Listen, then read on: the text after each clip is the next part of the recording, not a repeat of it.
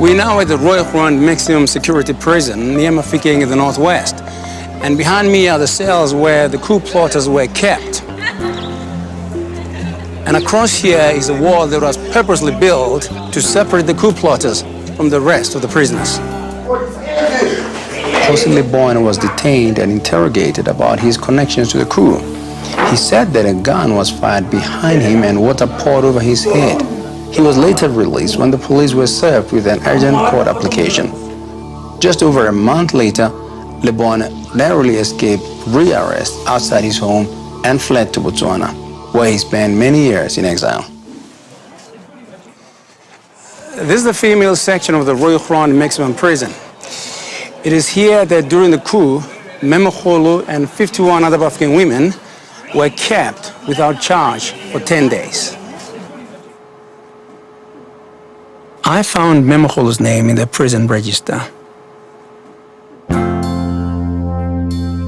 The detention of many Bafokeng and the exile of their king created a tense political atmosphere in Bafokeng and the surrounding villages.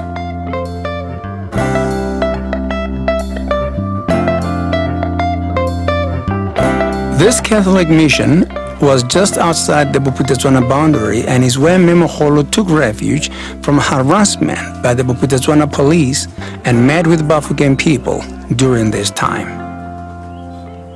A ke simolole ka nako ya Bophuthatswana ene ke be ke re tota ga ne se ka mission o mo nakong ela Bophuthatswana ga ke itse gore a nka bodile ra kgona gore re kopana ka mokgone re kopana ka teng. The oppression from the Bophuthatswana security forces and the government was very severe, and because Bafokeng village was in Bophuthatswana and this mission right next to Bafokeng village was in South Africa, I absolutely refused the pressure of the Bophuthatswana government and Mr. Mangope in particular to deny the liberation movements, the Bafokeng people, the civics and the unions from meeting.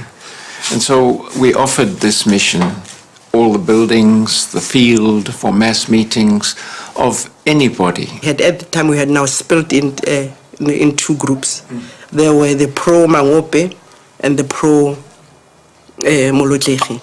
What I did then was to unify the people, to unite the people. And I think that is still my duty. Whether you are in that camp or this camp, if the fact remains that you are a Bafokeng, and I want the Bafokeng to be a unity. Ga ke tsela Bafokeng ba kile ba khona gore ba ipope ba ne se ba leng sone le tota bo khone ya gore ba lwe gore khosi ya bone be boe ga ke tsela nka ba ka ba khone jang.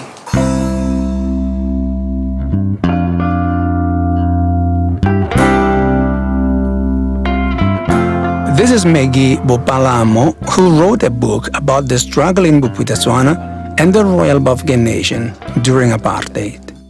When I got to Royal Rwanda, I found there were many women in a cell. Many women from different parts of Bophuthatswana. We were interrogated for about a week, all of us. After 14 days, we left Royal Rwanda, but the men remained in prison. And the Jose Lebone was with them. There were two divisions of people in the village. There were those who were saying we are fighting for the king. And there were those who said we are supporting Mangope. And in that way, everything changed. The relationships, the life in general, people got politicized.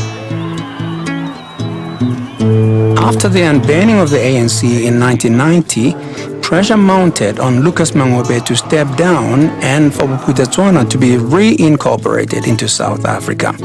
But Mangope formed an alliance with the right-wing AWB and prevented the ANC from operating in Bophuthatswana. In March of 1994, just before South Africa's first democratic election, Mangope was ejected from power in a popular uprising. The AWB tried to shore up his regime but came under fire from members of Mangope's own police and army. Mangope and the AWB were soundly defeated.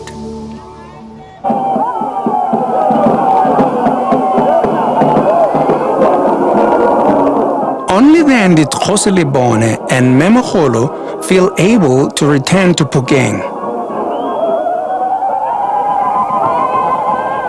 Kgosi Lebone's triumphant return symbolized the pride and strength of Bafokeng identity that had been downtrodden for years under Kgosi Mangope's reign, and showed the proud allegiance of the Bafokeng to their Kgosi. There was a massive celebration.